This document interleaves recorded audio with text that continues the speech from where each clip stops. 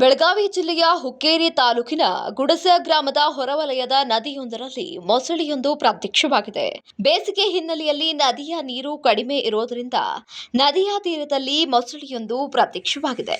ಇನ್ನು ಬಾಯಿ ತೆರೆದು ಕುಳಿತಿರುವಂತಹ ಮೊಸಳೆಯನ್ನ ನೋಡಿ ಗುಡಸ ಗ್ರಾಮದ ನಿವಾಸಿಗಳು ಆತಂಕವನ್ನ ಹೊರಹಾಕ್ತಾ ಇದ್ದಾರೆ. ಇನ್ನು ನದಿ ತೀರದಲ್ಲಿರುವಂತಹ ಜಮೀನುಗಳಿಗೆ ತೆರಳಲು ರೈತರು ಭಯವನ್ನ ಪಡುತ್ತಾ ಇದ್ದಾರೆ. ಅಷ್ಟೇ ಅಲ್ಲದೆ ಮೊಸಳೆಯನ್ನ ಹಿಡಿದು ಬೇರೆಡೆ ಸ್ಥಳಾಂತರಿಸುವಂತೆ ಅರಣ್ಯ ಇಲಾಖೆಗೆ ಗ್ರಾಮಸ್ಥರು ಮನವಿಯನ್ನ ಕೂಡ ಸಲ್ಲಿಸ್ತಾ ಇದ್ದಾರಂತೆ.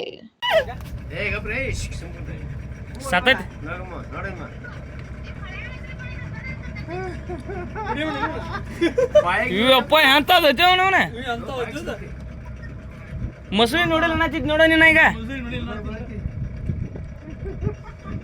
ಬಾಯಾಗ ತಕೊಂಡ್ ಮಕ್ಕೋಯ್ತದ.